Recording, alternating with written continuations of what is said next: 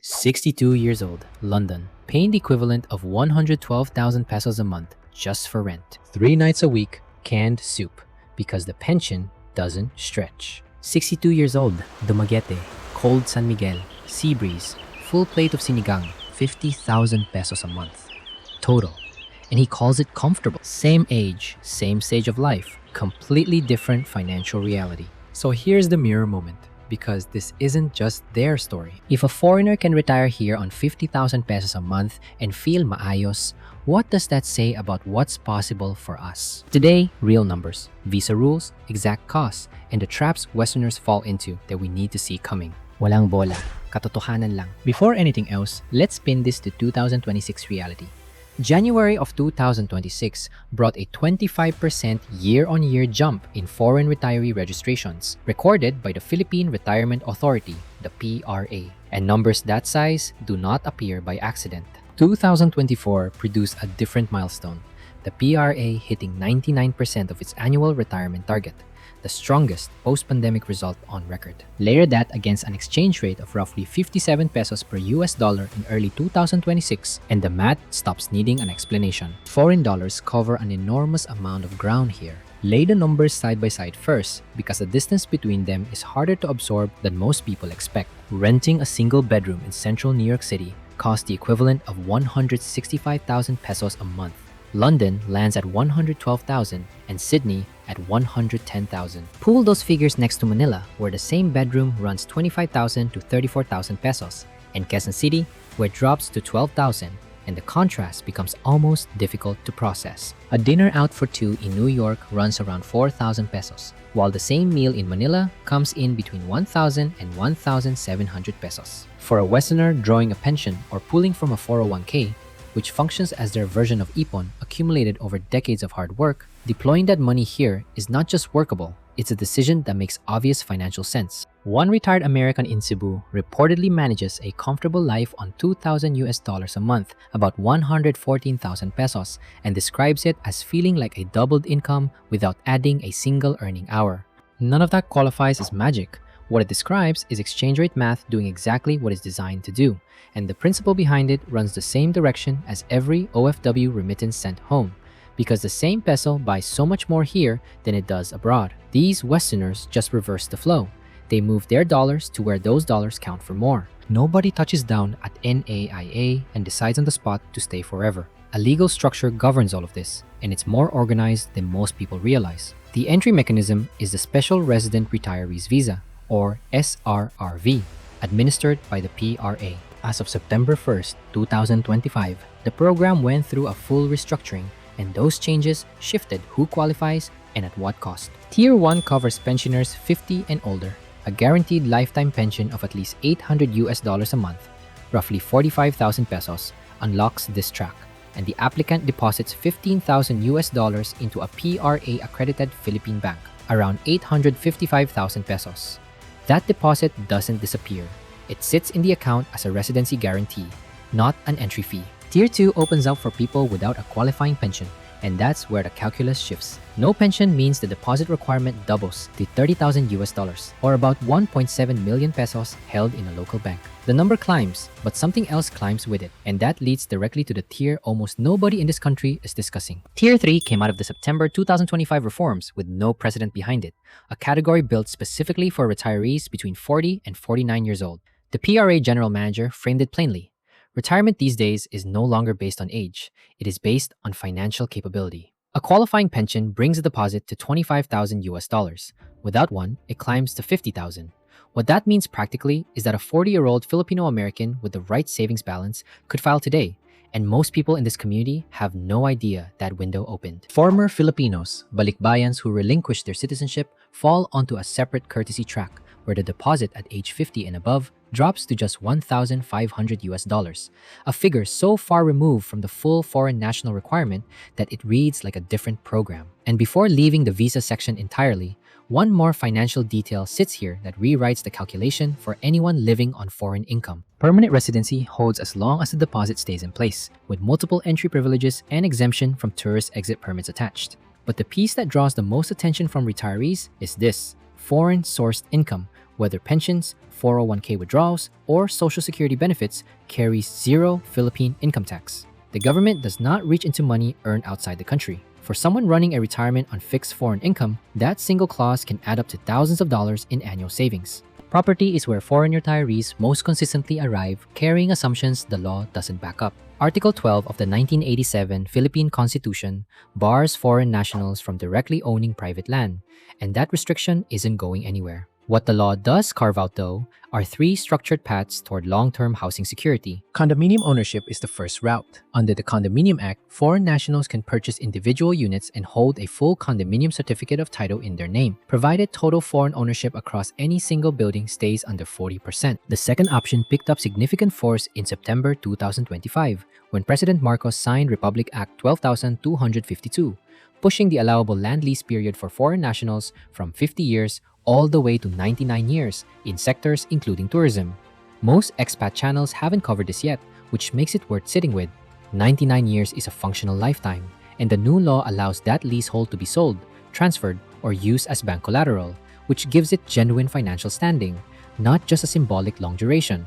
The third path belongs to foreigners married to Filipino citizens who can finance a property registered in their spouse's name and lock in their occupancy through a registered use-of-fuck agreement, securing defined rights for an initial period with renewal options attached. The single word connecting all three of those routes is legal. Informal arrangements, verbal agreements, unlicensed brokers, undocumented setups, any of those exposes the money to loss with almost no legal protection left to call on. Lahat ng kasunduan dapat nakarehistro sa Registry of Deeds. Every agreement belongs on the title, in writing, through proper channels. Healthcare is where the picture gains the most complexity, and honesty carries more weight here than anywhere else in this video. Private hospitals in the Philippines hold up against international clinical standards. St. Luke's Medical Center, with locations in BGC and Quezon City, and Makati Medical Center both handle complex cases and draw on physicians who trained abroad. A private GP visit runs 500 to 1,500 pesos, landing between 8 and 25 US dollars on the conversion. Walking into a US clinic without insurance for the equivalent visit costs 200 to 300 US dollars. An overnight private hospital room here comes in at 5,000 to 15,000 pesos per night, while the American version of the same room routinely clears 2,000 US dollars. Here's where foreign retirees hit a real ceiling though. PhilHealth enrollment for SRRV holders costs 15,000 pesos a year and covers basic inpatient care and standard procedures. But the catastrophic benefit packages, complex cancer treatment, coronary bypass surgery, the cases that wipe out savings, those Z benefit packages sit reserved for Filipino citizens exclusively under current law.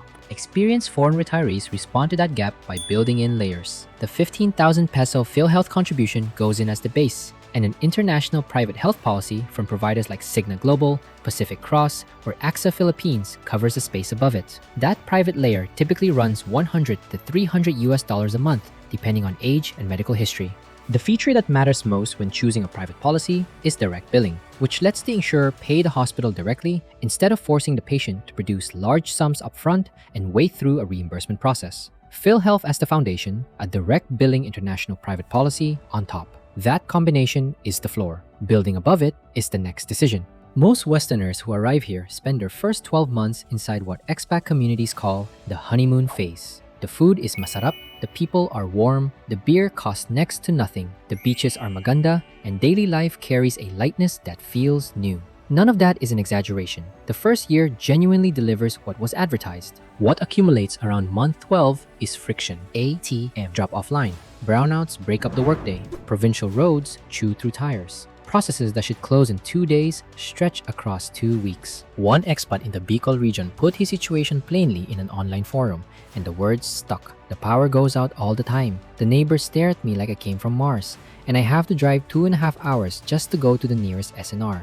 Nothing in that quote targets the Philippines as broken. Relocating from first world infrastructure into a developing country produces that friction reliably, and those of us who grew up here live a version of it every day. We know the discarte. Working around it isn't foreign to us. But the deeper trap isn't the brownout or the bad road. It's the assumption underneath everything else. Some retirees land expecting to rebuild their Western lifestyle completely. BGC apartment, imported goods in the pantry, private car in the garage, international school for the kids, and execute all of it on a shoestring. Hindi puede. A comfortable life in BGC or Makati runs 80,000 to 160,000 pesos a month, which converts to 1,400 to 2,800 US dollars. And no honest accountant would call that budget living. That's a mid-level Manila salary spent monthly. The retirees who actually settle well are the ones who pick a regional city. Dumaguete, Davao, Naga, where the peso stretches further, the days move at a different pace, and the pressure drops noticeably. Getting there, though, means releasing a set of expectations built over 30 or 40 years,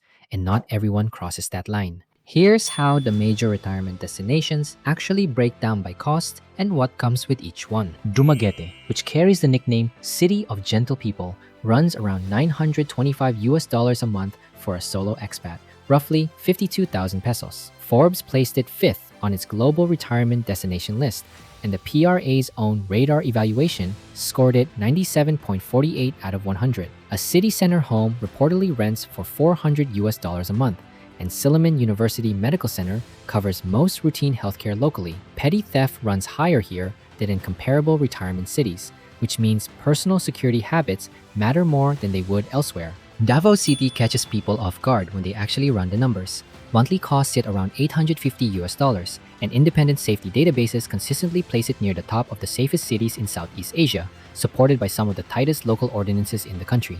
The complication that surfaces before anyone commits is this: the US Department of State and other Western governments hold Level 4 travel advisories across wider Mindanao, and some international insurers price the region as elevated risk, which affects both coverage terms and monthly premiums.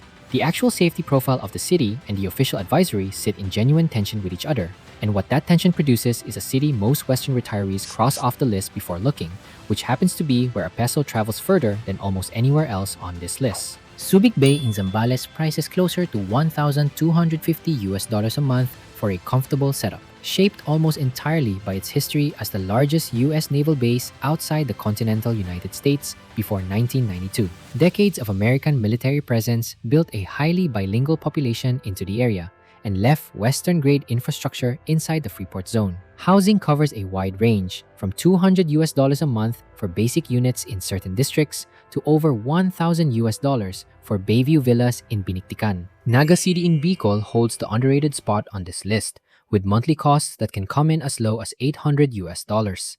A stable power grid, clean tap water, and properly laid out roads deliver infrastructure that surprises people who assume Bicol means roughing it. Expat communities that have settled there describe it as genuinely livable without the drama.